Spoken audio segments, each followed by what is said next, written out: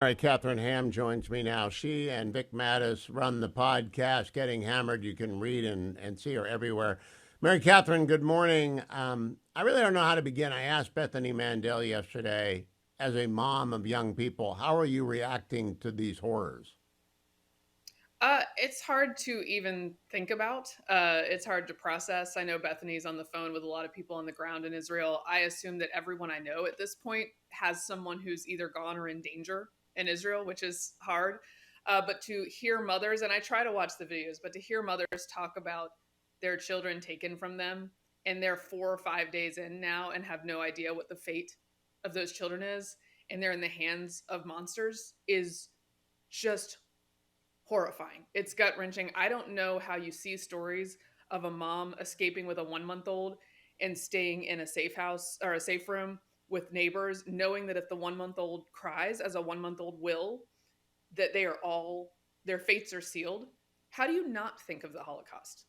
There are rare occasions where it's appropriate to say that you're reminded of the Holocaust. This is the one. This is the one. Now, that's a scene from The Winds of War with Natalie Jastrow and her infant fleeing the Nazis. Mary Catherine, I've been making the argument this morning 9/11 was a shock, and we are used to shocking shooting massacres and bombing in London, Madrid, the Mumbai attacks. We've seen terror.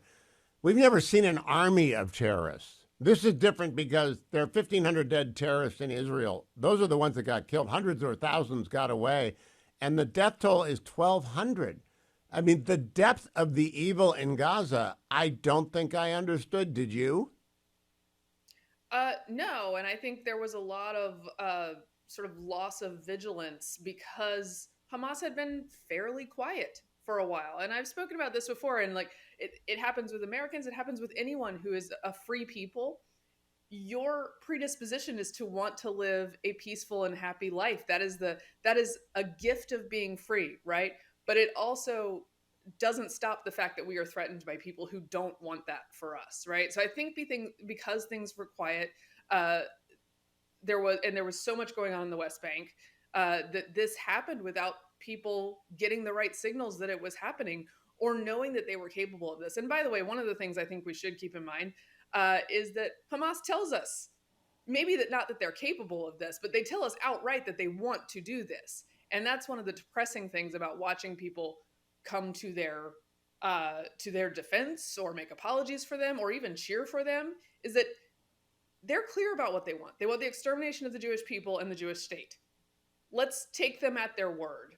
And in this case, they were more sophisticated in executing that than we had imagined. Our dear friend Guy Benson and John Podhoretz and a number of others liked the president's speech yesterday. I did not, because he did not name Iran or Hezbollah. And if you don't name the evil, you can't deter the evil. What did you make of his remarks, Mary Catherine? I appreciated that there was moral clarity there because there are plenty on his left flank who do not have that and would punish him for having it. So I appreciate that he says that support is full throated, that we're going to stand behind Israel. The test of these things always is for how long? For how long? Because I don't think that Israel has a choice to bomb and then withdraw, right? To get some hostages and then withdraw to leave anything of the Hamas regime intact there. And that will take time and it will not be pleasant.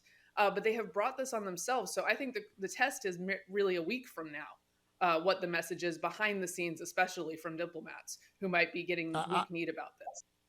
I had a Marine tell me it will be 10 Fallujahs and that the West won't be ready for it. And by the way, the Israeli Defense Forces will suffer casualties unlike any that they have ever suffered before. Because 10 That is a Fallujahs really, means, go ahead. yeah, I think this is a really important point. I was thinking about this morning.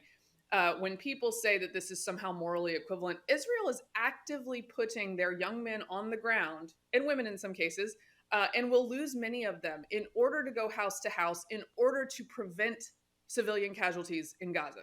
That is so far from what happened the other day. And they will lose people because of it. Instead of just leveling it, instead of Yeah. going full Tokyo firebombing, they're not doing that. They're not a total war. They are fighting a civilized war. but it's still going to be brutal. And Mary Catherine, finally, my alma mater has disgraced itself, and many alma maters have disgraced. Has yours? I don't know. Does the SEC retain its sanity, or are they crazy too?